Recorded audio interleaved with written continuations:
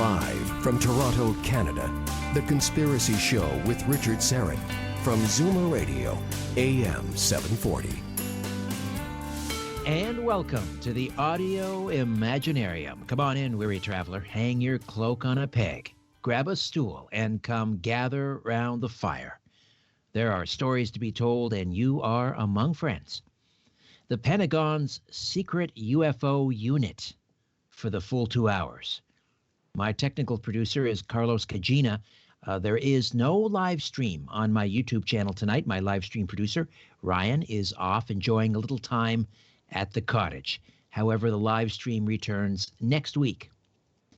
In December 2017, the New York Times published an article by Ralph Blumenthal and Leslie Kean, which uncovered a secret Pentagon program called the Advanced Aerospace Threat Identification Program, which investigated reports of unidentified flying objects. It was run by a military intelligence official, Luis Elizondo, on the 5th floor of the Pentagon's C Ring, deep inside the building's maze. The Defense Department had never before acknowledged the existence of the program, which it said it shut down in 2012. Flash forward to July 23, 2020, and the Times published an important update from Blumenthal and Kean. Despite Pentagon statements that it disbanded a once-covert program to investigate unidentified flying objects, the piece reads, the effort remains underway, renamed, and tucked inside the Office of Naval Intelligence, where officials continue to study mystifying encounters between military pilots and unidentified aerial vehicles. Pentagon officials will not discuss the program, which is not classified but deals with classified matters. While retired officials involved with the effort, including Harry Reid, the former Senate Majority Leader, hope the program will seek evidence of vehicles from other worlds. Its main focus is on discovering whether another nation, especially any potential adversary, is using breakout aviation technology that could threaten the United States. Senator Marco Rubio, the Florida Republican who is the acting chairman of the Senate Select Committee on Intelligence, told a CBS affiliate in Miami this month that he was primarily concerned about reports of unidentified aircraft over American military bases, and that it was in the government's interest to find out who was responsible. We're going to unpack this over the next 2 hours.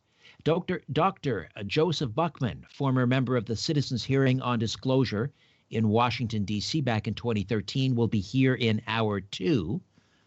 Roswell UFO investigator Don Schmitt is standing by.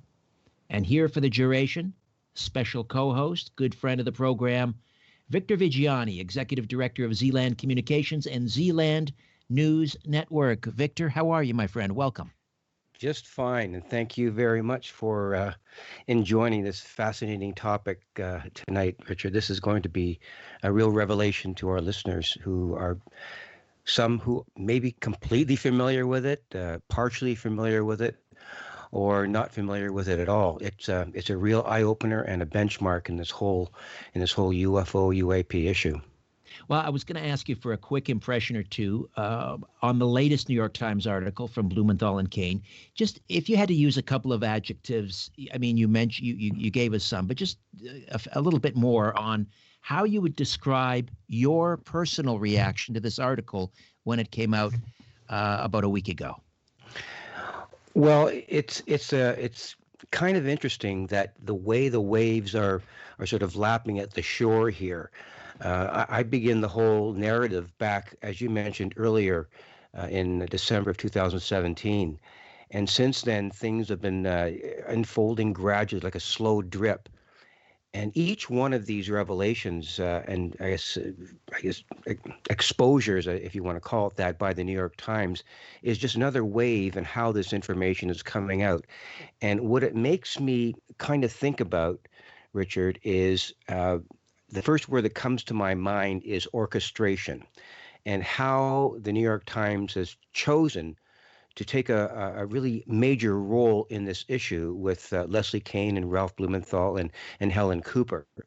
And they have, I guess, their editorial board or ownership or just editors in general, have decided to jump in with both feet.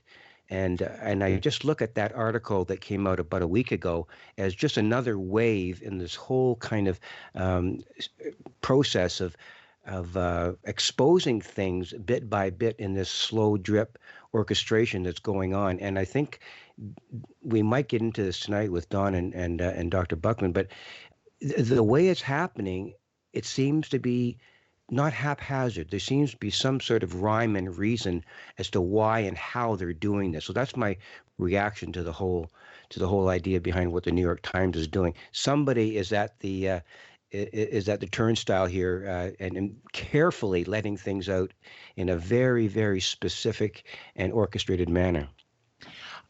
Just in one point I want to mention before we welcome Don Schmitt aboard, and three things jumped out at me. One is the most obvious is we were told it was shut down in 2012. I don't think anybody believed that, and now we have confirmation. Number two, there seems to be a hint here that they are, or an admittance that they're not simply talking about Russian or Chinese technology, that they're leaving the door open to the possibility that this is off-world technology. And number three, again, a hint that there is, or more than a hint perhaps, when we get into Dr. Eric Davis, that there is in the government's possession materials from crashed UFOs in their possession.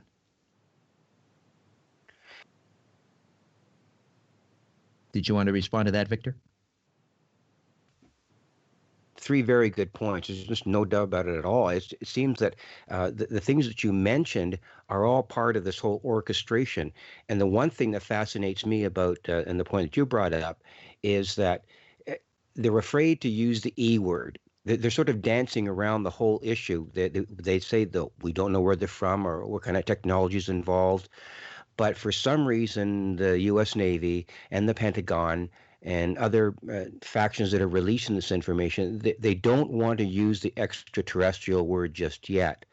And if you look back far enough, even within the last 10 or 15 years, the admission of UFOs at all was not even present in any of the narratives that were coming out of the government. At all, it just wasn't present. And then all of a sudden you get the terminology UFO mentioned, and then you get the term UAP mentioned. And then you get the idea that, well, they're just exotic technologies and we don't know where they're from. And they hint it might be China. They hint it might be some other, foreign power. But they will not mention, they will not broach the issue of the extraterrestrial presence. And I think it's just a matter of time, Richard, and I think Don will probably agree with me on this one, that they're going to use that word, or at least hint at it, that these things, there's no other alternative left but for them to concede that this stuff is off-world. All right, let's welcome Don in. Don Schmitt is the former co-director of the J. Allen Hynek Center for UFO Studies, where he served as director of special investigations for 10 years. Prior to that, he was a special investigator for the late Dr. J. Allen Hynek for the International UFO Reporter. Don graduated cum laude from Concordia University with a degree in liberal arts. He's the author of dozens of articles about UFOs, as well as the co-author of a number of best-selling books, including UFO Crash at Roswell and The Truth About the UFO Crash at Roswell. Presently, he's a contributing writer for UFO Magazine and on the board of directors for the International UFO Research Museum. Don Schmitt, welcome back. How are you, my friend? Richard and Victor, so good to be back with you both again. Don, let me ask the question that I put to Victor. Give me a few initial impressions when you read the July 23rd article in the New York Times from Ralph Blumenthal and Leslie Kean. Well, we were all certainly anxious for, part two, for the follow-up from, the December 17 article. And we've always known that they were sitting on the second part with the disclaimer that the Times was wanting to up the ante, that they felt that they needed more than just some Navy gun camera, footage to release to the public. And that's why Victor's absolutely correct. This slow drip that it's as though they are slowly preparing the public, slowly conditioning us to finally accept when they do insert the extraterrestrial word.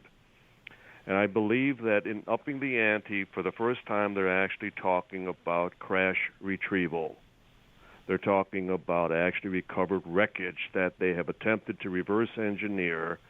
And that in itself may be a bit of a ploy, a continuation on the theme originating back in 1947 at the time of Roswell, in that if you still dangle that carrot that we may be dealing with something Russian or Chinese, well, you take it one step above and you say, well, we have the genuine article, and we are still making every effort to bring it into our own arsenal. We're replicating the technology, so, you better watch your P's and Q's, so to speak. So it appears to be to me, it comes across as a bit of international gamesmanship as well, because the government, especially in the United States, does things. They release things. They put out press releases mainly for effect, and it's not so much for the American people nowadays. It's more for the global audience. And I believe that's why this also is intended for America's adversaries just as much as the American people. Interesting. Now, the program, it seems to have been renamed from ATIP, the Advanced Aerial Threat Identification Project, to Unidentified Aerial Phenomenon Task Force. What are we to take away from that name change? Well, the Air Force, specifically the Air Force, and, for the fact that historically, the United States Air Force had their three special UFO investigative, projects, Project Sign, Project Grudge, Project Blue Book, and even within those particular projects, they were shifting things around. They were, Hynek talked to us, for example, that as a consultant to Blue Book, that the actual investigation, and most people, even in ufology, aren't aware of the fact that the 4602nd, I was just talking to Paul Hynek, his son, the other night about it, and that his dad would constantly mention the fact that it wasn't Blue Book at Wright-Patterson in Dayton, Ohio, but the 4602nd, which was the Air Intel Squadron, who was part of the Air Defense Command, and that they had a specific mandate to recover crashed foreign aircraft as well as unknown aircraft. So as though this was the group already that was the part of the hunt, the actual recovery of physical evidence beyond Roswell. Because as Richard and Victor, you both know, I still maintain it's a cover-up of ignorance, that they still can't find the on button. Here we are 73 years later, and we're still launching rockets. We're still flying jets and, driving, conventional internal combustion cars, that type of thing. So there haven't been breakthroughs as we would like them to be up to this point. But this idea of shifting things within respective military and even the Pentagon offices, there's nothing unusual about that. I think it's how they play the shell game anytime. And then it provides them also with plausible deniability, that they can deny involvement with one project merely for the fact it's been renamed and reassigned to another department. All right, Victor, go ahead. Yeah, just going to enhance what Don is saying. It's like as soon as people anybody gets close to smelling the cheese, they change the name, and it seems that there's a concerted effort by those who I guess are conflicted within the black budget programs. I think we can kind of assume that there are certain individuals within the Pentagon or within those who control the black budgets or wherever it might be, the government behind the government, there is a tacit implication that they do want this information out somehow in some way eventually.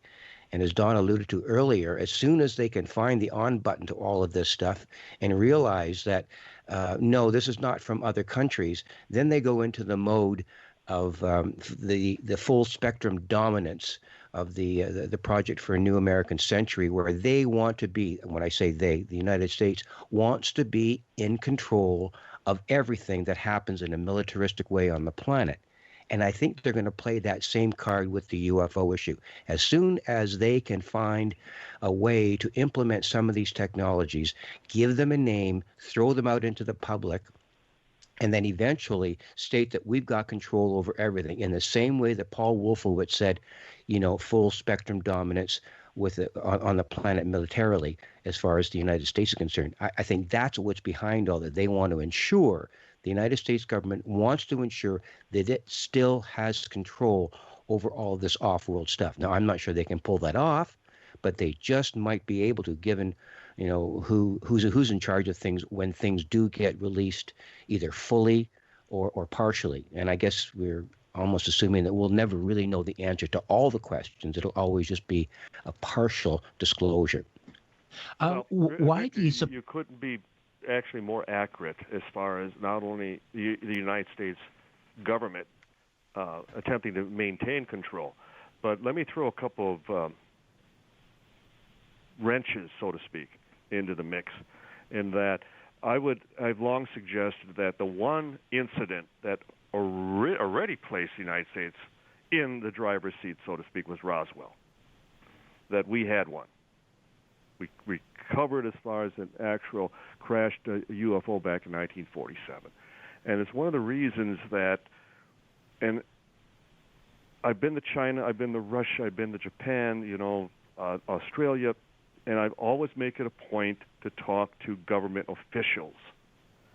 And one of the things that has always surprised me, whenever I hear of a foreign case, the first question I ask, were there American suits present? And when I hear as far as to the affirmative, I know it's a good case.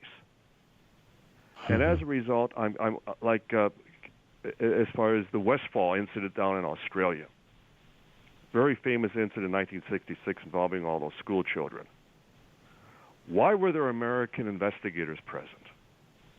Why were there American suits questioning all the children at the time of the incident? Because we're in the driver's seat. Because we're controlling not only as far as the access of the data, but we're also as far as controlling its release. And as a result, and another monkey wrench in all this would be the fact whenever I'm asked, where do you think the physical evidence presently is? If Roswell indeed did happen, if they actually have, as far as alien technology in their possession, do they actually have it? Is it in the hands of the United States government? And I would say no. Well, then is it in the hands of the United States military? I say no. I'm of the position that it's within the United States corporate system. Yeah, precisely. Because everything that the government, as far as needs, as far as its functioning, the military, every tank, every ship, every plane, is contracted out into the private sector. And I know Colonel Philip Corso in the book The Day After Roswell talked about the assimilation. Well, we had already talked about that in our book UFO Crash at Roswell, Kevin Randall and myself, that we had leads even within the Pentagon that don't come to us. We don't have the stuff. We lost it years ago. We gave it all out with the hope that they would come back to us with breakthroughs, with as far as successes, as far as breaking the extraterrestrial code, so to speak, and now it's gone. And when Victor, you made the comment that the new order within the military, they want this to come out. Oh, I couldn't agree more. I've heard this now for decades because they're just screaming for disclosure because they feel they're flaying around in the dark. And one of the main problems is also the fact that at least it's their belief that the old order has not passed it down to the new. That there was a cutoff, that much of that testing, much of the results, the early potential breakthroughs that happened after Roswell, all at once were cut off. They ran into a brick wall, and They decided whether, and we know the story, the Robertson panel, and then the failings of all the way through Project Blue Book, that they had no answers. It was a cover-up of ignorance. And so there is this barrier, this wall, this obstacle that all the new personnel in the Pentagon are now trying to play catch-up. They're going back in history and going, why weren't we told about this? How come we didn't know about this? How come we didn't know that this phenomena has been here for all these decades? And just like Blue Book, when it was declassified, where were all the Navy reports? Army, Marine Corps. It's 99% Air Force. And yet we know the Navy was having actually more profound, cases than the Air Force. Where are all those reports? Mm-hmm. All right, gentlemen, we've got to take a time out. We'll come back and delve further into this latest New York Times article. This one, again, Leslie Kean and Ralph Blumenthal, no longer in shadows. Pentagon's UFO unit will make some findings public. Back with more of The Conspiracy Show right after this. Don't go. Where there's smoke, there's The Conspiracy Show with Richard Syrett from Zoomer Radio. Welcome back. Victor Viggiani from Zealand Communications and Zealand News Network is with us, as well as Roswell investigator Donald R. Schmitt.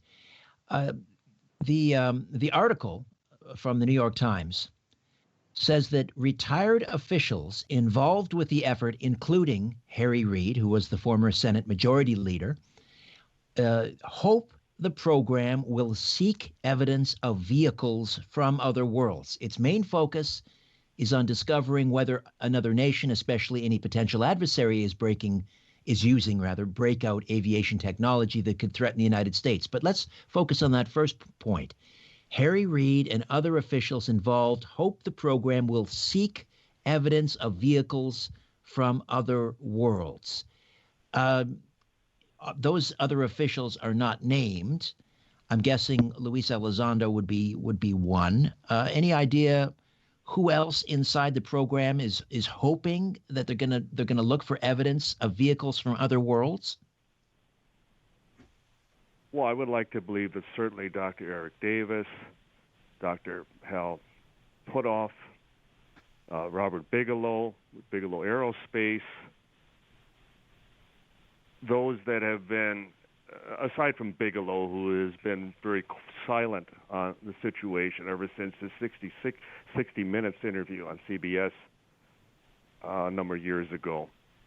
But the others have been very publicly vocal in speaking out, and especially with the Unidentified show now on the History Channel, and their meetings in Italy and down in Brazil, as far as with the South American officials, again demonstrating that they're trying to put together a global coalition of not only ufologists but scientists who feel that the day of reckoning is at hand, that if the United States, and especially the Air Force, I'd like to believe that the Navy itself is finally fed up with the fact that the Air Force has speaking for them for all these years on a subject that they had just as many profound experiences involving their pilots and then their ships and facilities around the world. And yet they have been kept in the dark all this time. I mean, we need to keep in mind that they were briefing, that the Department of Defense was briefing, giving classified briefings to congressional committees on the subject for decades. And I can't believe they were just talking about the recent sightings.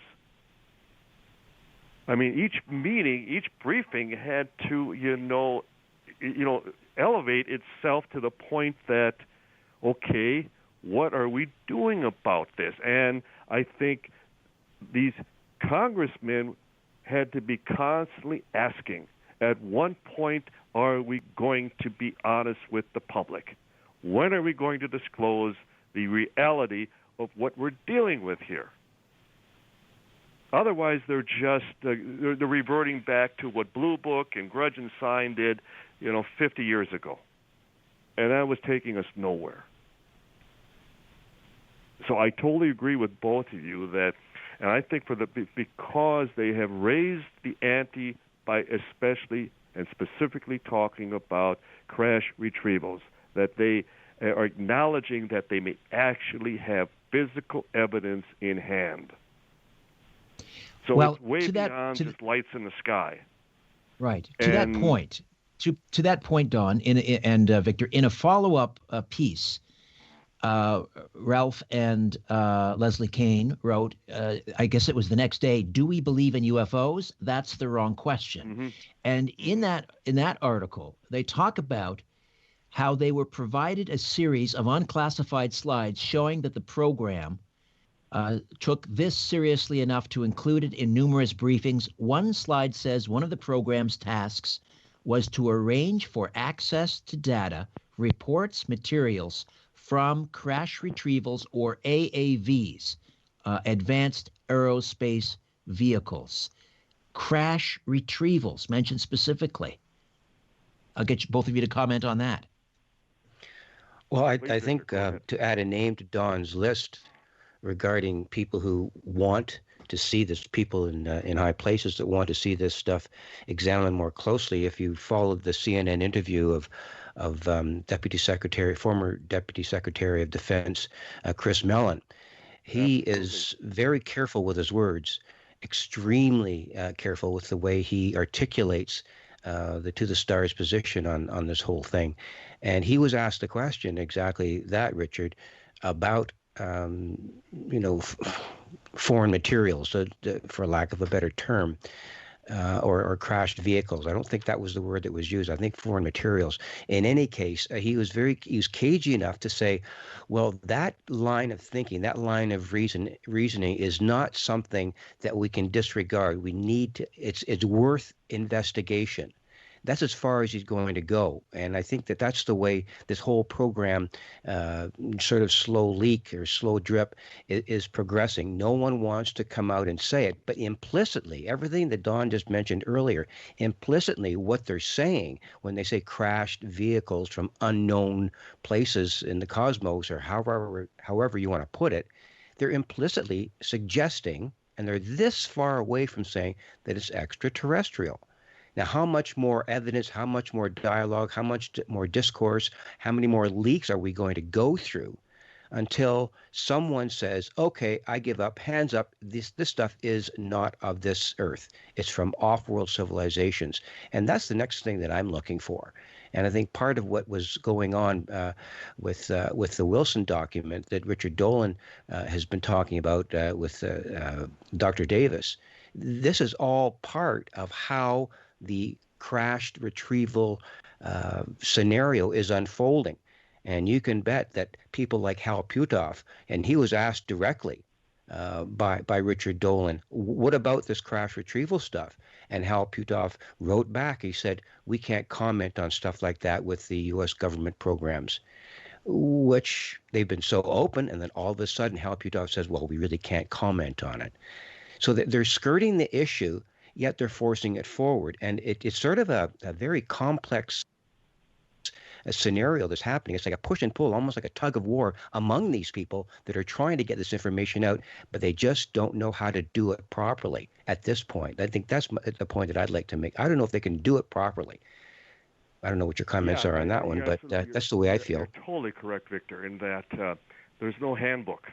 There's nothing in their playbook. Right. I think that's one of the reasons in going back to 1947 that they decided as quickly as they did that they needed room, they needed time to make such a decision. So the best thing they could do is come up with a counter story and hope that the press/public would buy it, would accept it. And as a result, it's provided them with, 73 years to come up with, such a program just for disclosure. And I think the biggest problem, the biggest obstacle is just the chain of command, the fact that this gets passed down as far as from department to department and individual to individual. And as a result, there's no consistency. There have been so many carrots that have been dangled, and going all the way back to Dr. Hynek, and I think back to how often he would be, rushed out of his home during the middle of the night and down to WGN down in Chicago, the big superstation, that there was going to be some imminent release from Washington, that they were on standby, that they were placed on alert that something was forthcoming. And each and every time the rug would be pulled out, and nothing. So, but this is different because they can't very well at this point claim, well, we've recovered Chinese wreckage, we've recovered Russian wreckage. Well, my God, foreign technology at Wright Pat has been recovering Russian MiGs for decades. Nothing new here. They have so upped the ante, I don't see how the fact that for the first time, and I say this to your entire audience, this is the first time they have actually suggested that they have technology from off the planet in their possession. First time. Never been as far as announced to any degree in the past. Well, further to that, we mentioned the AAVs. And I go back again to the Blumenthal Keene follow-up to their July 23rd article titled, "Do We Believe in UFOs?" That's the wrong question. And they write, "Our sources told us that, quote, AAVs do not refer to vehicles made in any country, not Russian or Chinese, but is used to mean technology in the realm of the truly unexplained. They also assure us that their briefings are based on facts, not belief." As you both know, we have, since our initial investigation of Roswell, we have referred to the crash as the recovery of a craft of unknown origin. We don't even go so far as to declare it extraterrestrial. Craft of unknown origin. And Luis Elizondo, and I'd like to believe that he's flattering us by just a little bit of a change of wording of that description, but he uses the terminology object of undetermined origin. So nonetheless, we're talking about something that crashed here from off the planet. And all right, as a result, I mean, I believe, and I think you both would agree with me, that we may be on the precipice. We may be at the brink. And we ourselves have to be prepared because there is only a handful of people within the media that even understand and comprehend what we're talking about. All right, we'll take a quick time out, come back, and expand further on this remarkable revelation. Right here on The Conspiracy Show, Victor Viggiani, Don Schmidt, stay with us. My name is Richard Syrett. Don't go away. Big Brother is listening, and so are you, to The Conspiracy Show with Richard Syrett from Zoomer Radio. To speak with Richard, call 416-360-0740 or toll free 1-866-740-4740. Victor Viggiani, Zealand News Network, Zealand Communications, and Don Schmidt, Roswell investigator, best-selling author, as we continue to unpack this mind-blowing, really, New York Times article, July 23rd, 2020, Leslie Keene and Ralph Blumenthal. And this is the much anticipated, long-awaited follow-up to their December 2017 article in the New York Times, in which the secret Pentagon UFO program was first revealed. And now, in this article, they're saying what many of us, most of us probably, long suspected. The program didn't stop in 2012. It seems like they kicked it upstairs to the Office of Naval Intelligence. They gave it a new name, and then they continued on per usual. So let me throw it over to Victor Viggiani for a question. Well, I think what we're at a point now in the discussion. I think it's important to make the leap from the Blumenthal and Kane article and the implications of it, and move into how this information is becoming public. And by public, I mean that in two strains. And if you just bear with me here, what I think is really significant is that the bubble of the UFO research community is one thing. When we talk about this, we can pretty well summarize things. We all kind of know what we're talking about when we talk about UAP and the government disclosure and all the tentacles to the UFO ET issue. That's something that we can talk about very, very easily. There's really not a big problem. We all understand what we're talking about. However, there's a constituency out there that has no idea what's really going on. Or they may have heard the term UFO, they may have heard all of that before, but don't know exactly what it's all about. That is beginning to change, and it's changed now because of the Intelligence Authorization Act for the fiscal year 2021. And Marco Rubio, a senator, has come up with this whole, and his committee on the intelligence, the Select Committee on Intelligence in the Senate, has come up with this act, which they do every year. It's an expenditure sort of process, but in the act, he mentions directly that the Senate Select Committee on Intelligence is demanding and requesting, not just requesting, but demanding information about reports on UAP. He's got that language in the act. And that in and of itself is an absolute game buster. For that kind of language to appear in an official legislative document that will be passed, because it has to be passed one way or another by the Senate. That to me and to a lot of people within this whole UFO community, that is the sealing of the deal, the imprimatur that's given the government permission and everybody else within the government to talk about this stuff openly, because it's now in legislation. And all of the intelligence committees have been required to report within 180 days after this thing is passed on data about unidentified flying objects, or UAP, whatever you want to call them. Now, I don't know how Don would react to that statement about exactly how I feel about it, but I think that's the next game changer here, to allow this to get into the legislative branch of the government. It could be. It could be. Except I'm being a little bit more cautiously guarded in that at the present, no one except Senator Rubio is on the record for support of the measure. And so then the concern is, will there even be a report prepared? Will we ever hear or see the report? And because of the whole COVID situation, that everything is moving at such a snail's pace, presently in Washington, that they're not meeting the way they normally would, and they're not in contact as they should be.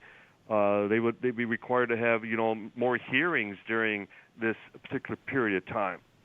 And that Senator Rubio, he chose a very efficient way to proceed, but it has potential pitfalls. And let's just hope that he'll seek out guidance, and he'll get as far as answers from appropriate people how to proceed on this, because we all know, and we've all had experiences, especially, and we all remember certainly the citizens' hearing in 2013. And I love the fact that one of the people we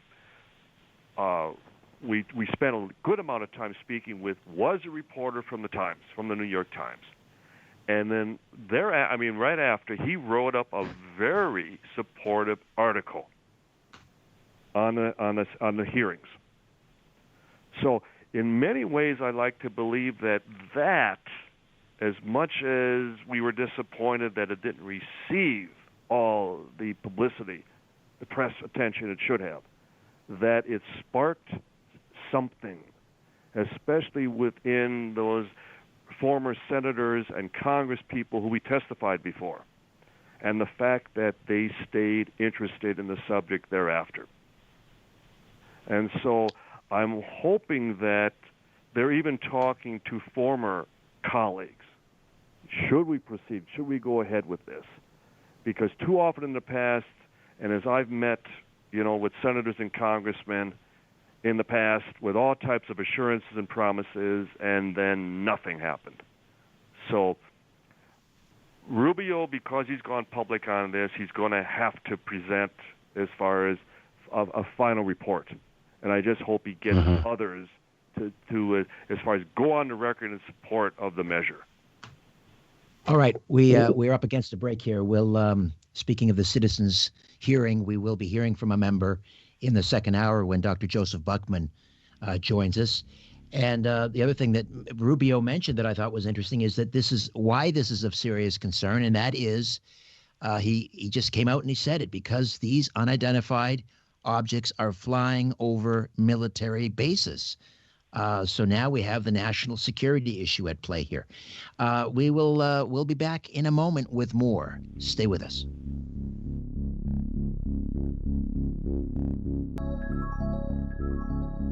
PIN numbers, passcodes, social insurance numbers.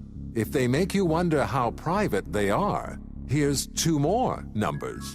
416-360-0740 or toll free at 1-866-740-4740. All right, Victor and Don, let me get your reaction to this. And again, I'll crib from the New York Times article, July 23rd, 2020. No longer in shadows, Pentagon's UFO unit will make some findings public. Mr. Reed, the former Democratic senator from Nevada who pushed for funding the earlier UFO program when he was the majority leader, said he believed that crashes of objects of unknown origin may have occurred and that retrieved material should be studied. After looking into this, he said, I came to the conclusion that there were reports, some were substantive, some not so substantive, that there were actual materials from the government and the private sector had in their possession, Mr. Reed said in an interview. Let me get you to both weigh in on that. Go ahead, Don. Well, you note that in all of these discussions, they continue to talk about wreckage. They have yet to suggest that we have an intact, ship, for example, a UFO. They keep talking about wreckage. They keep talking about debris. They talk about having, physical material that's been tested. And as a result, the one case that I hearken back to, and I'm sorry, that we talk about a tremendous amount of debris, of wreckage, would be Roswell. And so it just, the coincidence, the timing in all of this, and the suggestion that, well, some of this is serendipitous, it's coincidence that people are just talking about this because there's not much else to distract us from the whole COVID-19 predicament, that type of thing. But let's also keep in mind, politics aside, that when Donald Trump Jr. brought Roswell up in his interview for Father's Day, and his father didn't just laugh and wave it off as well. The Air Force says that's nothing more than a balloon, a weather balloon, Project Mogul, that type of thing. And he became very serious and suggested that, thousands of people are constantly, asking him that question, specifically about Roswell. And that all these people that go to Roswell, New Mexico, because something very strange happened there. And then questioned whether he would release anything regarding the incident, and he said he'd have to think about it. Well, there's some there. I guess that's what we always come back to. There is something to disclose. There's after now all these years, there's something that they haven't told us before. Otherwise, they still wouldn't be searching for answers. Victor? Yeah, it's really something, Don, that you should mention that, because it always loops back to Roswell, doesn't it? Or other kinds of crashes, but specifically Roswell and whatever those materials were and whatever materials were obtained by other crashes. So it does loop back to Roswell all of the time. and expanding on that kind of information, whether or not the United States has debris that's off-world or has gone so far as to develop the technology regarding how these things work, or at least being able to understand a little bit about it, or even develop a craft that acts similar to some of these UAP. I mean, that to me is the crunch issue here. Do we have that technology, and is it workable? And I've got to go back to Rubio here for a second, because I think this fellow, he's playing his cards very cagey, like a lot of the other people. But in a legislative domain, what I think he's doing, he wants to come out now and be on the right side of history, because he knows or senses what's going on, or someone has told him what's going on. So he's come out doing what he's done. The interview that he actually said these things are flying over our military bases, et cetera, et cetera. This fellow kind of knows what's going on. He's been told something, and he wants to get out there ahead of the curve and be on the right side of history, so that when other legislators come up and say, and ask him or the committee, how long has this been going on and why don't I know about it? And that all he can do is say, well, you know what? I told you so. And then we go from there, because the legislators will have to backtrack to things like what Don just mentioned. They're going to have to go back to Roswell and rethink that whole issue. So what's really happening here is when things began in 2017 to come out in the way they did, and then going back to the initiation of the money, the $22 million that Reid absconded with from the Senate to have this program started. This all comes into the whole mix. And eventually when the legislators get to see what's really gone on, I mean, the farmland has already been sown. The seeds are in the ground, and the plants are coming to germination, and they're growing very, very quickly. And someone's going to pick up on it. And I think Rubio has done that in a very important way. And you just said, Victor, and as I alluded to before, that the best thing that Rubio can do for himself is not play this politically, because too often they rely on consultation with their colleagues within the legislature, and they get nothing but political advice. Best thing that Rubio, and you're absolutely correct, Victor, is to talk to people in the know. Get briefed on this subject as extensively as you can, and make an educated decision that, as you say, that he will be on the right side for all of history.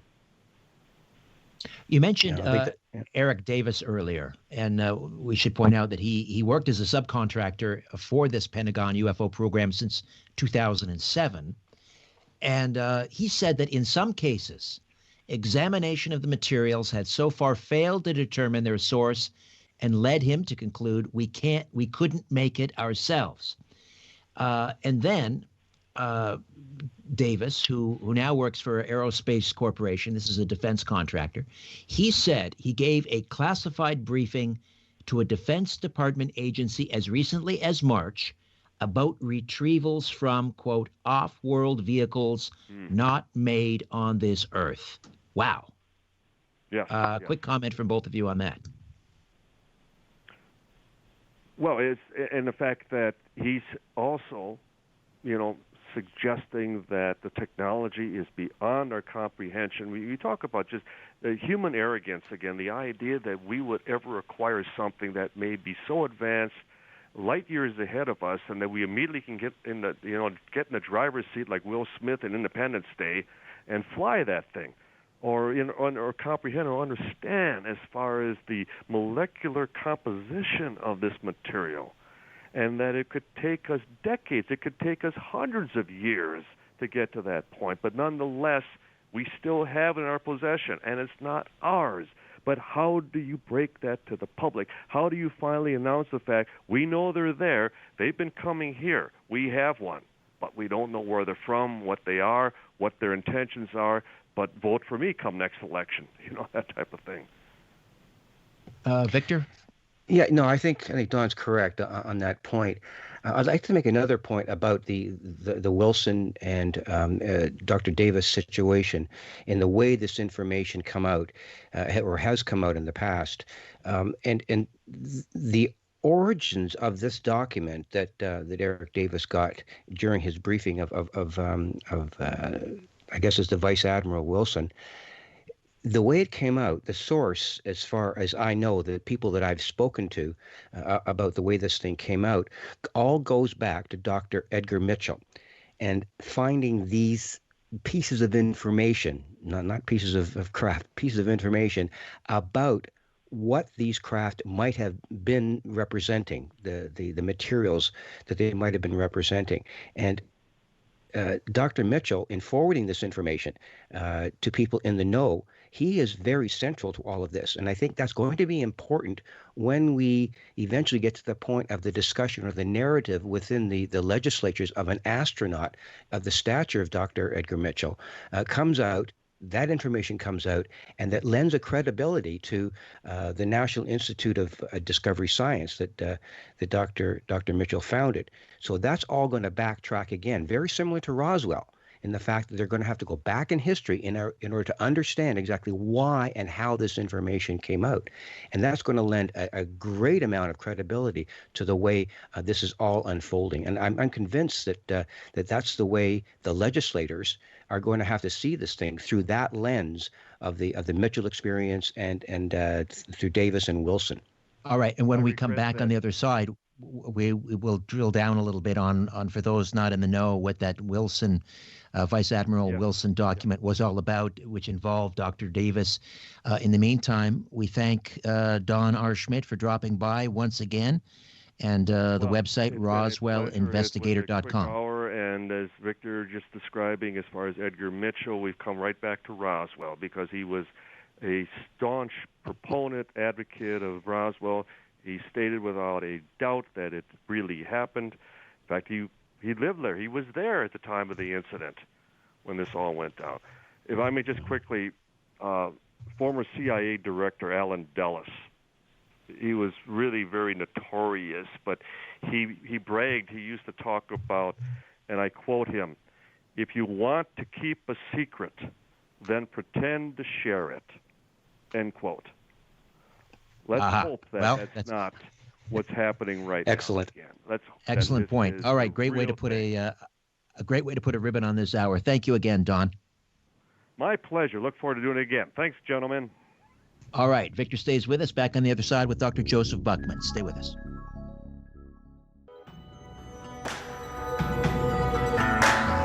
Live from Toronto, Canada, Earth, The Conspiracy Show with Richard Syrett on Zoomer Radio. Thanks for inviting me into your home. Long-haul truck, RV, camper, taxi. Your parents' well-appointed rec room with the simulated wood paneling, electric fireplace, and the painting of dogs playing poker. Your loft, that greasy spoon just off the interstate, and your cabin in the woods. This hour, we continue to discuss UFO disclosure and the most recent New York Times article dated July 23, 2020, from Ralph Blumenthal and Leslie Kane, the article titled, "No Longer in Shadows. Pentagon's UFO unit will make some findings public," which describes the once covert program now tucked inside the Office of Naval Intelligence, which has discussed mysterious events in classified briefings. Longtime Canadian ufologist Victor Viggiani, executive director of Zealand Communications and Zealand News Network, stays with us. And also joining this hour is Dr. Joseph Buckman, who holds a PhD from the Indiana University Media School and a master's in finance from Purdue. After earning tenure, he left traditional higher education to develop online MBA finance courses for the University of Chicago's UNext program and pursue his dreams of adventure travel. And his lifelong interest in cosmology, nucleogenesis, and the possibility of extraterrestrial life led him to serve with 6 former members of the United States Congress on the 2013 Citizen Hearing on Disclosure in Washington, D.C.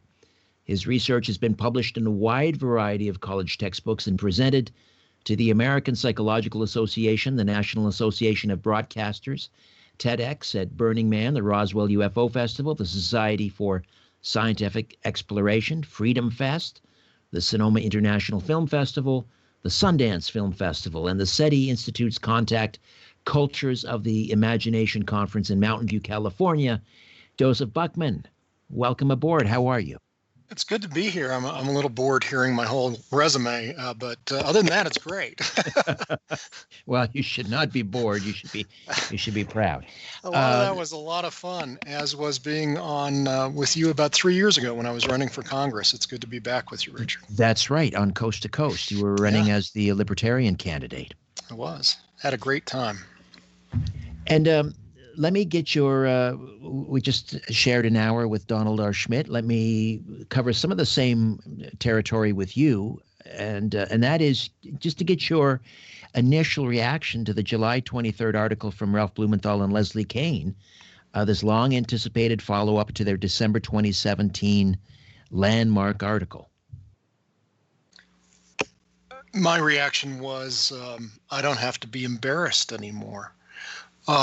And I felt that a few times. It was Andrew Siddons who wrote the article on May 3rd, 2013, about the citizens hearing. I'm looking for the headline for that was Visitors from Outer Space, Real or Not, are the focus of discussion in Washington. And I mentioned a couple of weeks ago in a conversation that Victor was a part of that, in my view, that was the tipping point. I think historians will look back on when did we begin, and I like to call it the redisclosure process. I mean, disclosure happened in the Roswell Daily Record in 1947.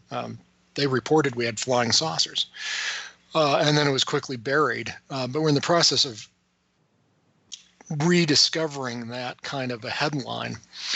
And I think that happened on May 3rd. But that was the second article the New York Times had written about the citizens hearing. The first one was full of ridicule and dismissive and continued their previous policy of never taking the UFO subject seriously. This was the first time they took it seriously, so that was an important one.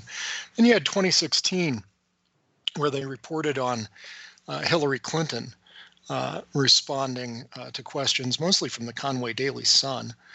Every candidate who goes through Conway, New Hampshire for the last couple of decades has been asked about UFOs by that print media. And so they mentioned her appearance on Jimmy Kimmel and that she had talked about unidentified aerial phenomenon being the new term. And then they called me and I was quoted saying, hey, if Hillary Clinton is calling it unidentified aerial phenomenon, that means she's been briefed. Everybody else calls it a UFO still. So that was 2016. And then the December 2017 article by Leslie Kean and Ralph Blumenthal was, the next major step where I thought, wow, maybe my kids, maybe I'll live long enough that my kids will go, Dad was right about this. And then this most recent article, including the one that followed up the very next day, where they said, do we believe in UFOs? That's the wrong question. That was on July 28th. They came back with a follow-up. It's not a matter of belief. Being asked if you believe in UFOs, that takes us into the field of religion. Faith and belief are conclusions based on having no evidence. That's the very definition of faith or belief. The more accurate question that people are starting to ask is, do you find any of the evidence credible? Well, look at those videos from the Nimitz and listen to the audio of the pilots. That's pretty credible. Either that or we have some very highly trained aviators flying the best stuff that we know about who've become rather unhinged. The other tipping point that I felt that reminds me of this article was 2018. I was present in Las Vegas at the Society for Scientific Exploration Conference, where Dr. Hal Puthoff gave an amazing presentation. He received a lifetime award for his work with the International Remote Viewing Association. He helped found that, and with UFOs. And he said, some of you may wonder why I'm being given this award for UFOs or UAPs. I've published nothing about that. And I'm going to quote him. I've got it right in front of me here. He said, I've not published anything about unidentified aerial phenomena. Why? Because the program I was involved in the Pentagon and in the intelligence community had been top secret, behind the scenes, Only recently has there been a release of information about the program. So this is the first chance I've had to actually appear before the public and speak about the details of the program. Wow. And then he went on to discuss metamaterials and that most metamaterials are highly classified, but he described his research in trying to analyze some materials that were recovered that were bismuth magnesium layering in the public domain. Went to every national lab, went to every asset the United States government has for metamaterials research. Nobody admitted creating this bismuth magnesium layer. Nobody reported knowing why anybody would even want to do that. And our cutting edge national asset laboratories could not recreate the material, alleged to have been recovered from a crashed alien craft. That was his presentation there in Las Vegas in 2018. I don't know what to say now. I was one of the presenters there, and we had all signed non-disclosure agreements and regarding the presentations we were making at the Society for Scientific Exploration, and there were signs up saying no audio video recording. And I went back to the audio guy at the back of the room because I used to be that guy, right?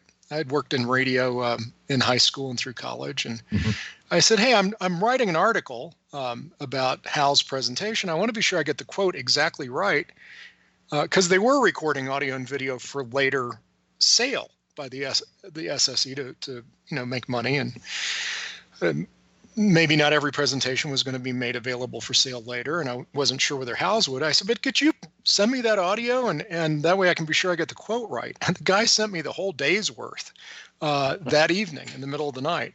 And so I typed up a transcript of Hal's remarks, and Steve Bassett published it on his website. And for a while I was afraid I was going to get in trouble.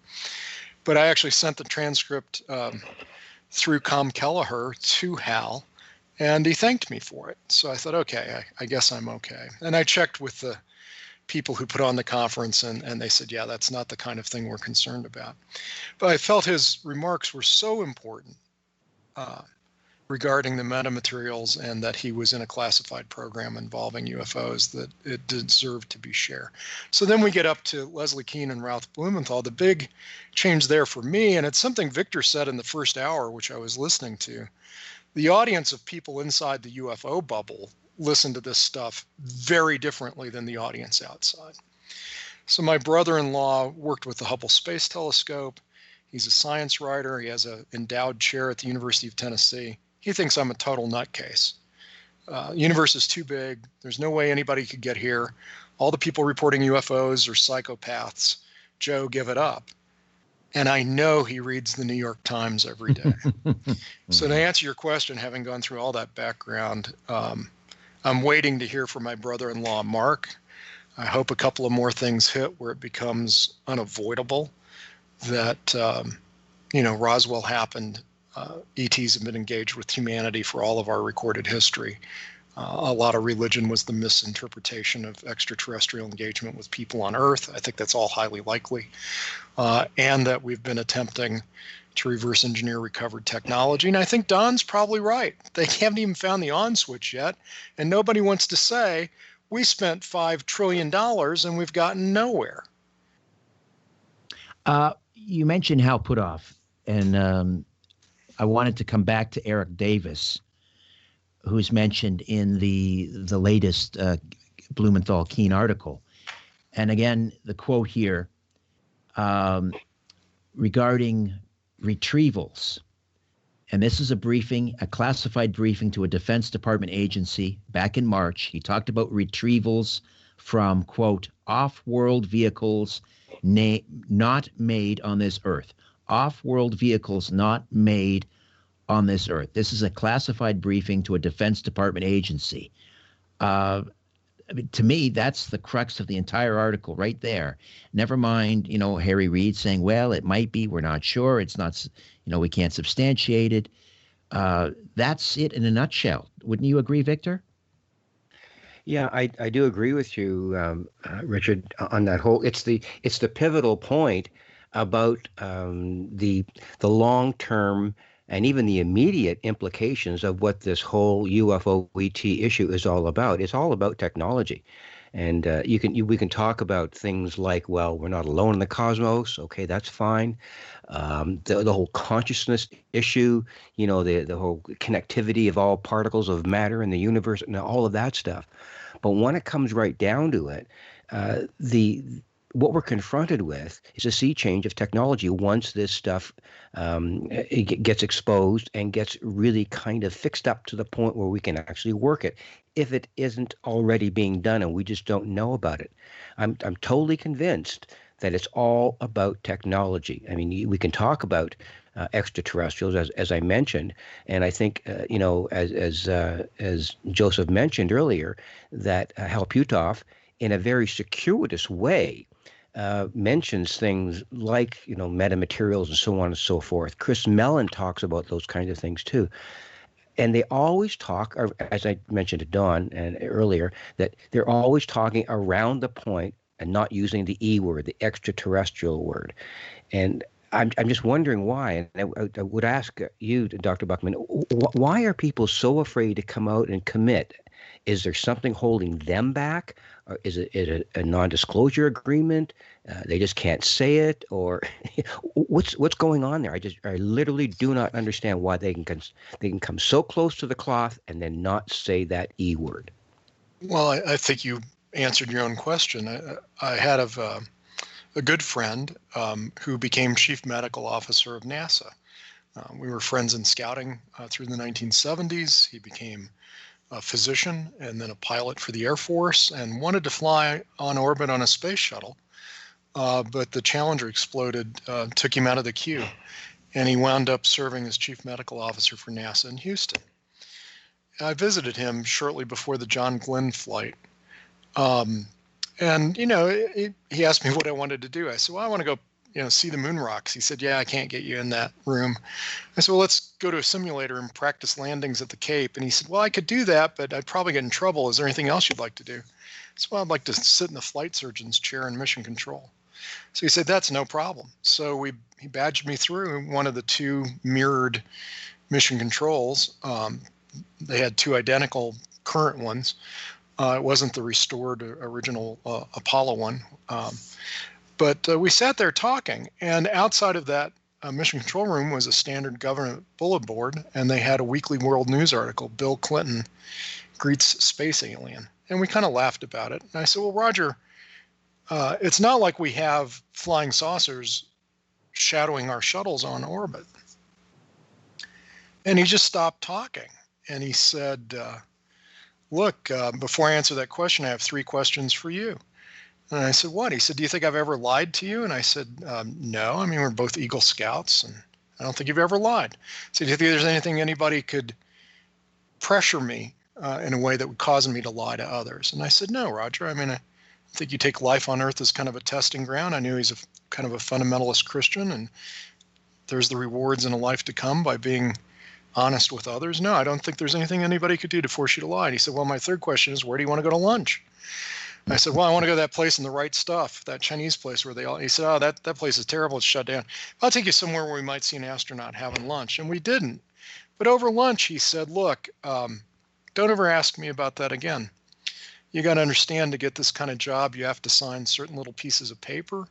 And as much as I might like to talk about some things, even with my own wife, if I were to do so, I'd go to a place worse than Leavenworth. She would lose the health care benefits, the pension.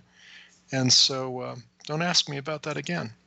So I think that these non-disclosure agreements that people in the military contractors, or I think Don was right in the previous hour, the corporate gatekeepers that have taken charge of this issue to get it out from under any threat of the Freedom of Information Act or whatever, I think those legal contracts are pretty freaky frightening. So back in 2008, when I ran for Congress the first time, and then again in 2017, the main part of my platform was we need the United States Congress to pass whistleblower protection.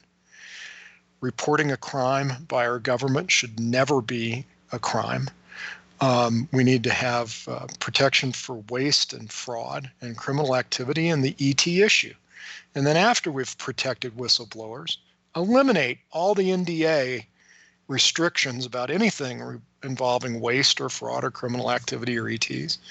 And then let's hold open hearings. I think that's the path to cure what is the disease in America that's corrupting our institutions. And I think the TV ratings for those kind of hearings would be huge. And I'd like my friend Roger to be freed to talk about it. I had another friend who passed away a year ago, August 5th, just in a couple of days. A real American hero, guy who served in Vietnam. He was second in command at Fort Bliss. He was there when Columbia landed that one time. Eventually became chief briefing officer for the Joint Chiefs. And when I asked him about UFOs, his answer was almost identical to my friend Roger. Can't talk about it. And not only can't talk about it, but got very, very emotional. And so, Victor, I think you answered another question. I think these people are afraid of going to a place worse than Leavenworth. Why that's a secret, I don't know. So at the SSE meeting, after Hal's, Dr. Puthoff's presentation, I went up to him and I said, Dr. Puthoff, and he kind of knew me. He had talked about the citizens hearing and how impressed he was with Bob Salas and UFOs and nukes. And I said to him, Dr. Puthoff, if you don't have to tell me what the secret is, but tell me, I'm a libertarian. I believe in minimal government and total transparency. But if I were to be fully read into this program and understand what the reasons are that it's been kept secret, do you think I would agree with them? Even coming from that place, is the reason so powerful that I would say, yeah, we've got to keep this secret from the bulk of humanity? And he kind of looked at the carpet, and then he looked up at me and said, well, Joe, I just don't think the reasons are as powerful, I think was the word. I can't remember exactly, but I don't think the reasons are as powerful as the gatekeepers seem to think they are. And I'm like, gatekeepers? Who are the gatekeepers? But I didn't ask that question. I was just sort of stunned. I don't think the reasons are as powerful or as strong as the gatekeepers think they are. But apparently there's, some secret about why it might be in our best interest to keep it secret. And I've thought about that for years. And the best I can come up with is maybe the ETs look at us like we look at a caterpillar and a chrysalis. And, if you help the caterpillar out of the chrysalis state, it'll die. It needs to struggle out of the cocoon to develop the strength in its wings to be able to fly as a butterfly. And maybe there's ETs out there looking at the people on Earth saying, yeah, if we try to help them, they're never going to grow up. They're never going to stop being violent. We got to let them sit in their own dirty nest for a while longer and see if they can work their way out of it. All right, Dr. Buckman, stay put. Victor, you do the same. We'll come back on the other side and continue to discuss disclosure and the latest New York Times article on the secret Pentagon UFO unit. The Conspiracy Show continues right after this. Don't go away.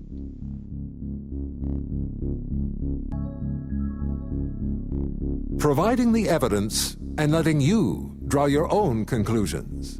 This is The Conspiracy Show with Richard Syrett on Zoomer Radio.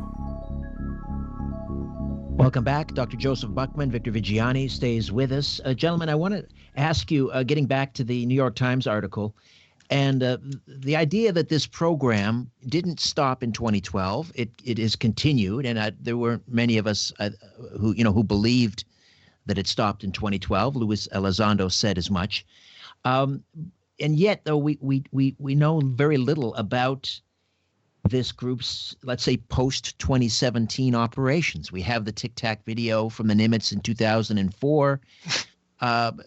That's 15, 16 years ago. When can we might we expect to see more gun camera video, more startling Navy pilot encounters with these objects?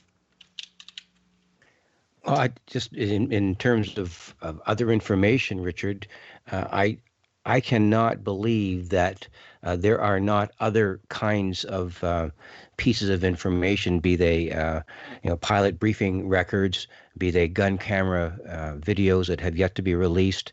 There has to be a whole wealth of information that has been, I guess, compiled by that program. I don't think we've seen a tenth of what is possibly there.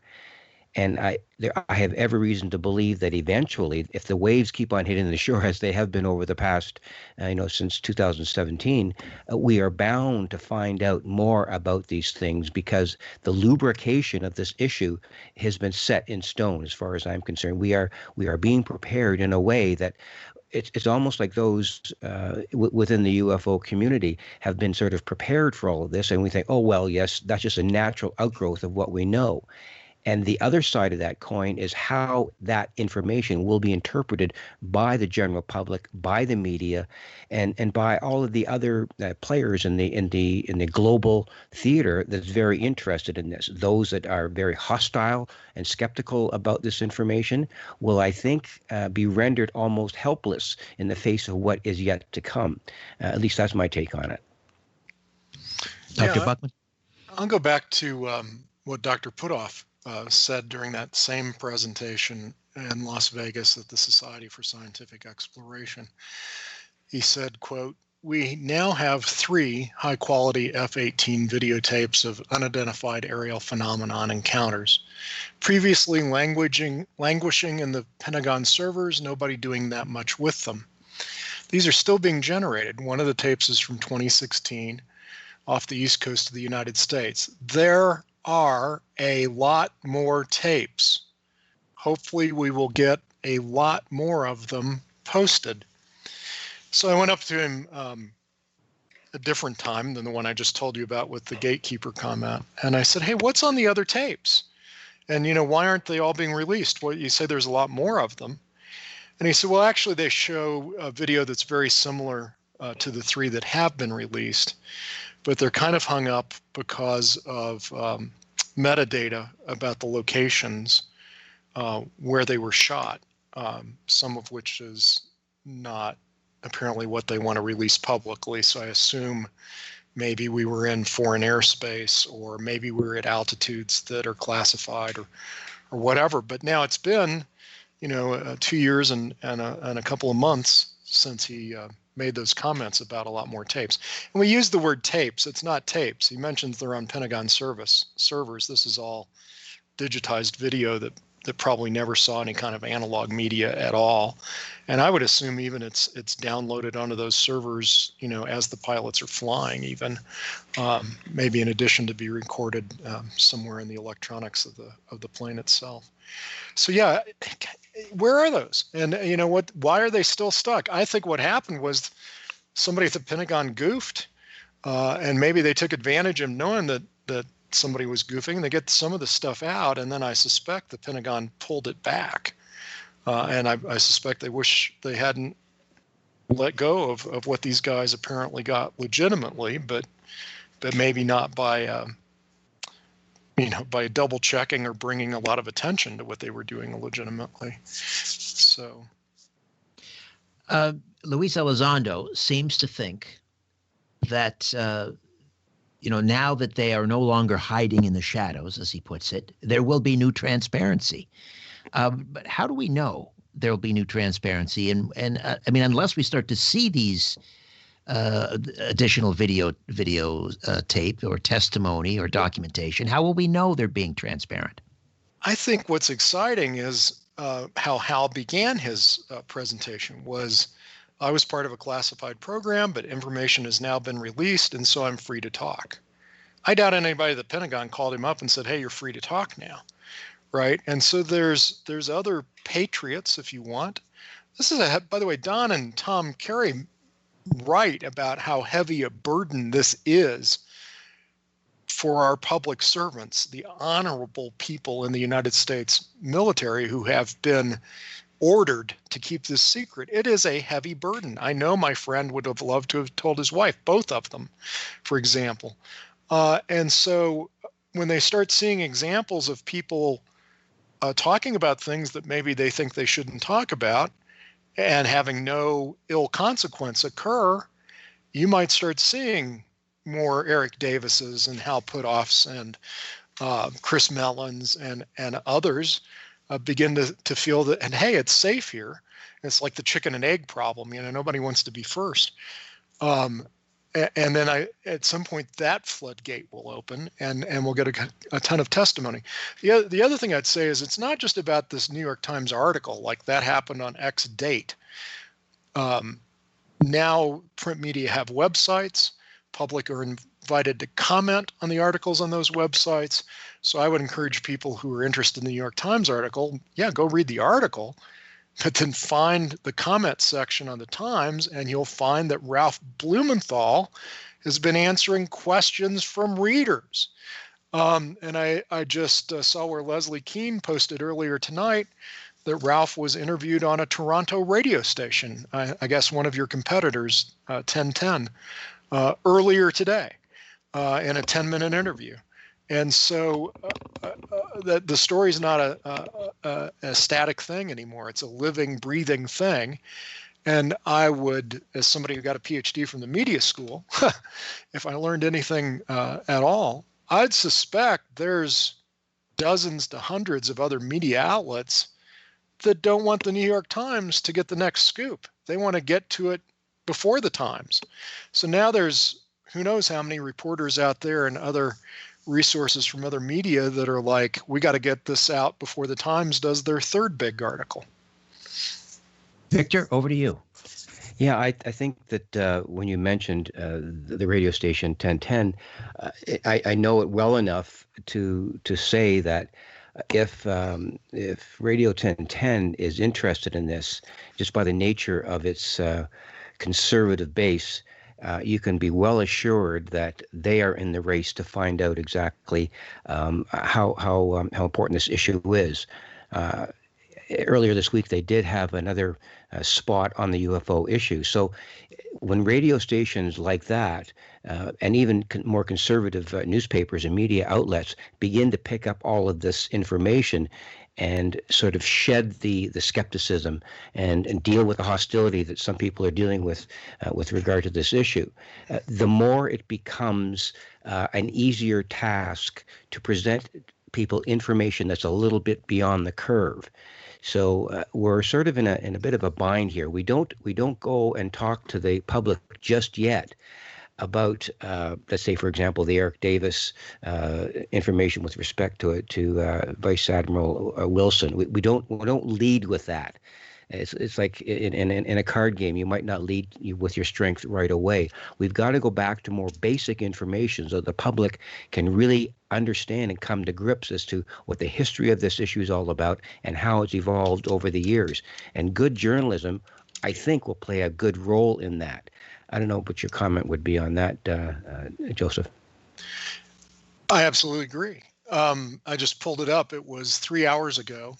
Leslie wrote, Ralph Blumenthal, my partner for the New York Times reporting, did a short interview on News Talk 1010 in Toronto today, and then she links to the audio that you can play back if you have any kind of internet connection or cell phone access or whatever. And here's Ralph still talking about it. And then yesterday, it was Chris Mellon on CNN. Basically, and here you got Chris Mellon, formerly of Defense Intelligence, talking about President Trump's comments about Roswell. I never thought I'd live to see this kind of thing happening. I thought maybe my grandkids will realize that granddad wasn't a UFO nut.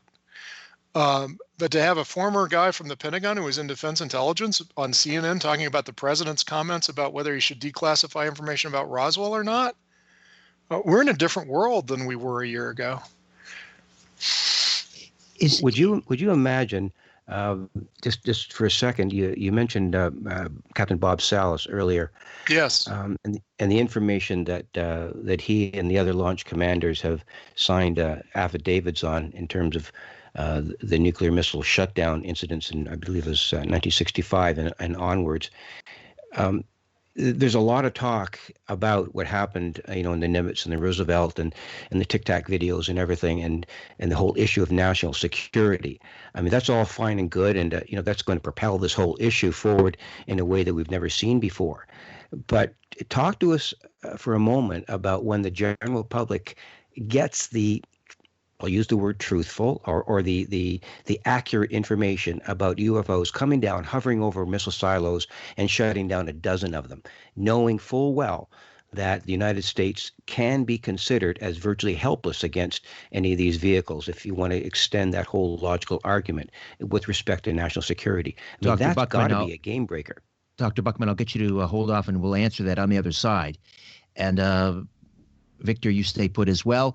The Conspiracy Show will continue right after this. My name is Richard Syrett.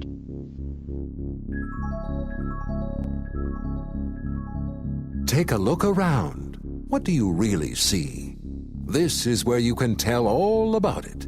The Conspiracy Show with Richard Syrett on Zoomer Radio. All right, before the break, Victor, you had asked Dr. Buckman about UFOs over U.S. nuke sites, and Senator Rubio sort of alluded to this in saying that he was telling a CBS affiliate in Miami this month he was primarily concerned about reports of unidentified aircraft over American military bases. Now, I'm not sure if he's going back as far as 1965 or 67, when Bob Salas was writing about these incidents, but it's clearly clear that Rubio is saying, okay, folks, this is now a national security issue. So, Dr. Buckman, please weigh in. I find it comforting that there might be some highly advanced, technologically capable life that's out there that's really interested in shutting down all our nukes, at least the nuclear missiles.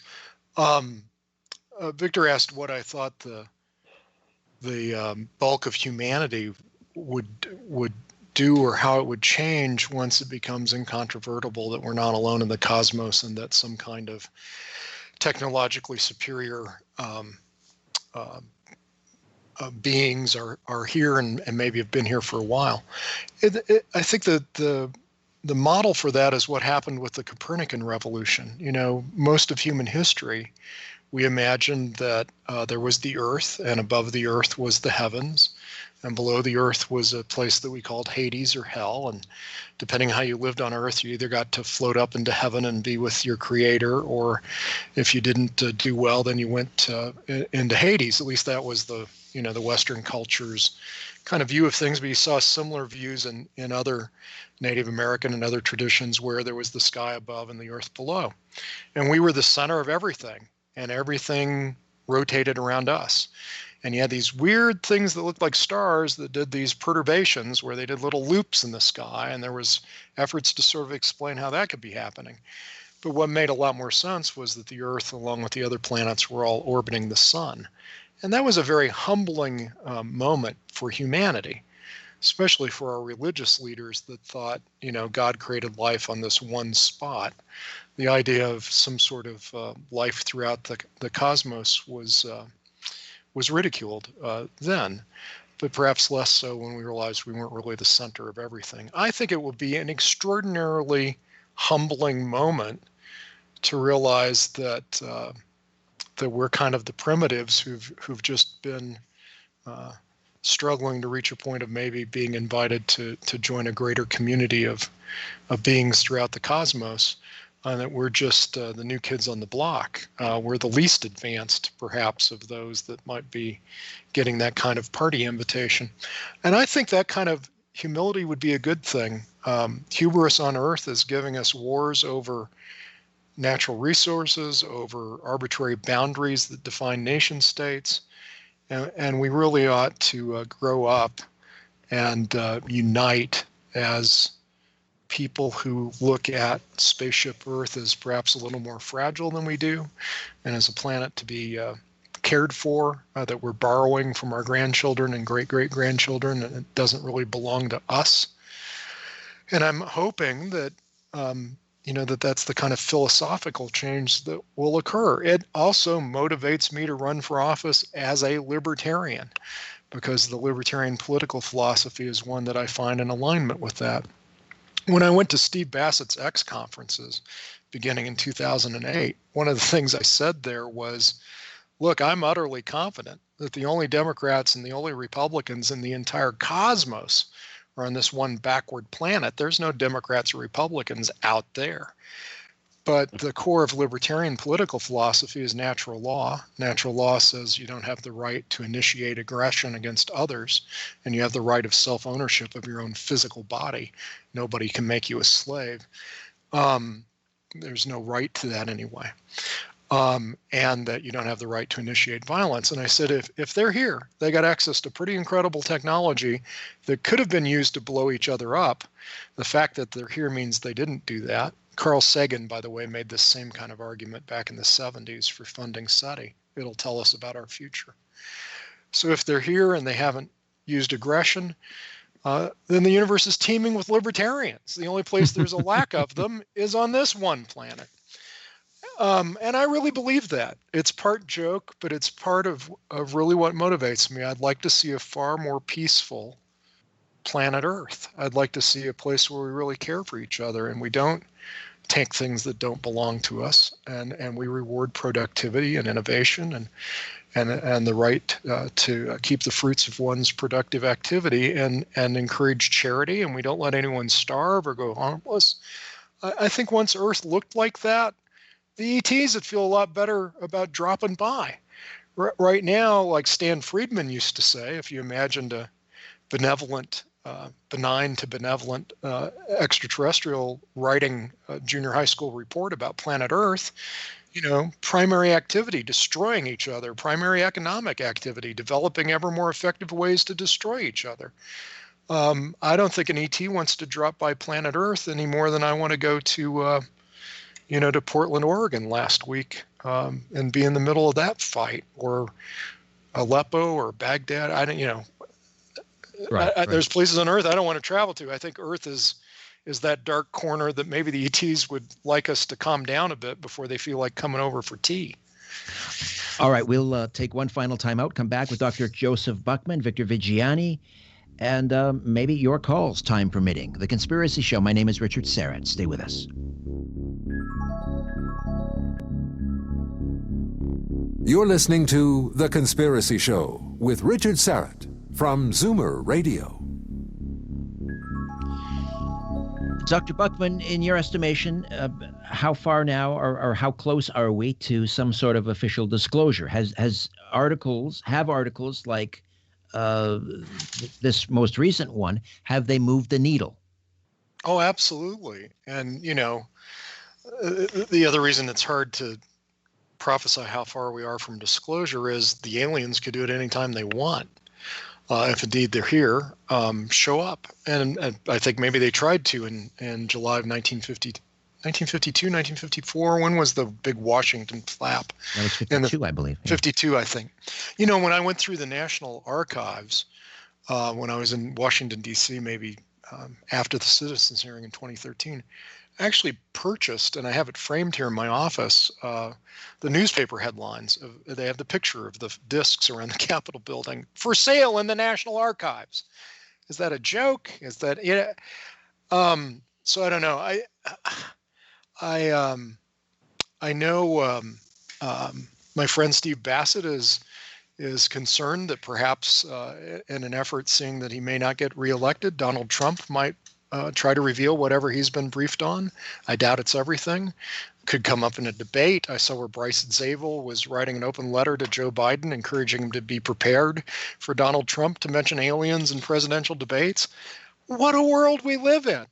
The other thing is, I think for any autodidactically inclined human being who's studying this issue, disclosure's already happened. Look at the evidence. The only people who dismiss UFOs out of hand as nutcases are people like my brother-in-law, who's an endowed chair, a tenured position at the University of Tennessee. He hasn't looked at the evidence. Or Seth Shostak. Seth and I have had many conversations now going back to 2014 when I first presented at the Contact Conference. And I know some people think Seth is hiding this great secret that he's been read in on. My impression is those scientists at SETI are so siloed into their narrow fields of study, they just dismiss. They won't look at Travis Walton. They won't look at Roswell. And by the way, the best book on Roswell just came out. I wrote the foreword to it. Came out a month ago. Don and Tom's book, Roswell, The Ultimate Cold Case. Terrific place to, if you're looking for gifts to give people as they begin to get interested in this and ask to read more about it, I would give them Roswell, The Ultimate Cold Case is a great place to start. The other book that I really like, and I noticed this was on in the office of my Pentagon briefing officer friend, was Gordon Cooper's book, A Leap of Faith. He was in Mercury, the last Mercury mission. Last human being to ever orbit the Earth alone was astronaut Gordon Cooper. And he writes about the Foo Fighters that he experienced as a pilot in World War II. Clearly non-human created something. We thought it was German. The Germans thought it was us. The Russians thought it was who knows. But Gordon Cooper also wrote about being at Edwards when they did a missile test, and a lenticular-shaped, hard-sided craft flew circles around the missile. They got great military camera footage of it. Gordon looked at the developed footage, saw, there's a flying saucer on there, sent it off to Washington, D.C., disappeared. It should have become part of Project Blue Book, disappeared. And here you have an American hero, World War II veteran, guy who flew in Gemini and Mercury, should have walked on the moon, but retired out of NASA early. Writing that he had film of a flying saucer. Where's that film? Let's add that to what's been released. So it could happen any day. And our Leslie and Ralph, we know they have a lot more that they would have liked perhaps to have published, but the editors winnowed that way down to the hardest stuff, and they're going to continue researching. And, there's Pulitzer Prizes in this for the next big breakthrough. Victor, what do you think it could be revealed in the next article? Great question. If I were to predict anything, and knowing Leslie, I've been following her for many, many years, and her seminal book, UFOs, Generals, and Government Officials Go on the Record about UFOs. If she's one of the people who are instrumental in breaking this, and I know that Leslie has moved into other areas of sort of speculation in terms of the more transcendental aspects of our consciousness. She's moved into that area. And although she's not really come forward and mentioned the word extraterrestrials in any of her work that I know of, she is betwixt and between. So I think what might come out, if Leslie has anything to do with it, might be the great hint here. And as I mentioned with Don and just now earlier in the program, that she just might be the first official journalist who's really plugged into this to come out, as much as we may not think it, and sort of mention the E word in a way that tantalizes people to understand that her work is not just behind the scenes in terms of what the UFO craft are all about and the gun camera film and all of that, that there is a more ethereal aspect to what these things are. And I think Leslie may convince these editors who have really truncated some of the information to go in that direction. And it just could be part of the next, if not the next, maybe the one after that, if I could say so, where she'll broach the issue of the more transcendental way this phenomenon needs to be interpreted by humanity. I think that's her next leap. And I wouldn't be at all surprised if that just might be the next thing she broaches when she writes. We've been talking about the sea change in the treatment that the media has given this subject. Joseph, you mentioned, the treatment from the media after the citizens' hearing, and again, it was the old tongue-in-cheek. But that's all finished now. That's going forward. What do we expect to happen in the media? Do you, for example, anticipate, I don't know, will there be a UFO section in some of the major newspapers? to either of you. What do you see happening with the media? Well, that's something that I've been pushing for years, Richard, and I think that given a good journalistic instinct, there are a couple of people I know here in Toronto that are really plugged into this whole issue. I don't know if people are familiar with the work of one of the star reporters, Vinay Menon. I've had correspondence with him, and he's written several great articles on the UFO issue. He just had one, I think, last week, where he talked about the same things you and I are talking about. And he mentions Chris Mellon. He mentions the To the Stars Academy. This is something unheard of in Toronto newspaper. And if someone has an opportunity to say, listen, let's put, instead of horoscopes, let's put it, or in the opinion section, let's write about it's time to talk seriously about UFOs and put up a regular column by someone who really knows what they're doing. And we're not that far away from that type of journalistic endeavor, at least here up in Canada anyways. I think we're on the cusp of that. Your thoughts, Joseph? I think we're also in a position where there are people, the gatekeepers that Hal referred to, whoever they are. And you just need one of them to choose to claim their place in history, to get to a point where they feel they have nothing to lose. Maybe it's an end of life opportunity where the consequences that they fear for violating the NDAs or the contracts that they've signed, or the reality that they see other people like Hal and Chris Mellon and Dr. Eric Davis, pushing that horizon out a little bit and showing that it's safe out here. The water's fine, come on in. We just need one of these people, to come forward with some incontrovertible evidence and present it to, someone like Leslie or another reporter who maybe they have a personal connection with. And the tipping point will occur. And I think in the post-disclosure world, I'm hoping humanity on Earth will unite, be a little more humble, see ourselves all on spaceship Earth, be curious about what's out there and start looking to the sky and with wonder and excitement and living into a future of travel among the stars, even for our grandchildren or great-grandchildren or whatnot.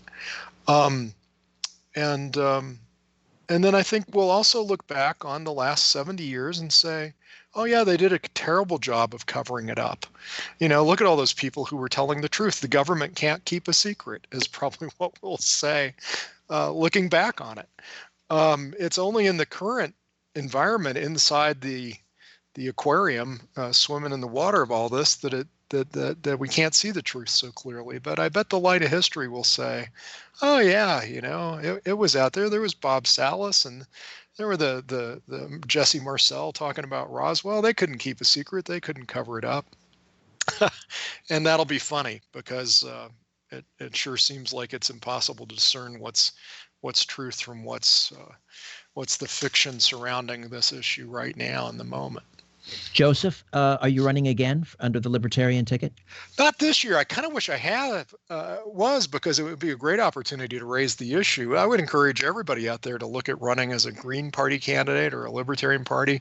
You get on there, and it's a great way to get some media exposure for things that you care about. And certainly this is an issue I care about. And I'm so grateful that you invited me to be on this show tonight. Well, we're thankful that you spent some time with us, and I look forward to speaking with you again. And Victor, as always, Zealand News, Zealand Communications, and people can click on your name, and that'll take on my website, strangeplanet.ca, and that'll take you right to your blog spot. Thank you so much, gentlemen, both. Anytime. Thank Victor? you, Richard. All right, thank you. Back next week with a brand new program. In the meantime, don't be afraid. There's nothing concealed that won't be revealed and nothing hidden that won't be made known. What you hear in the dark, speak in the light. What I say in a whisper, proclaim from the housetops. Move over, Aphrodite, I'm coming home. Good night.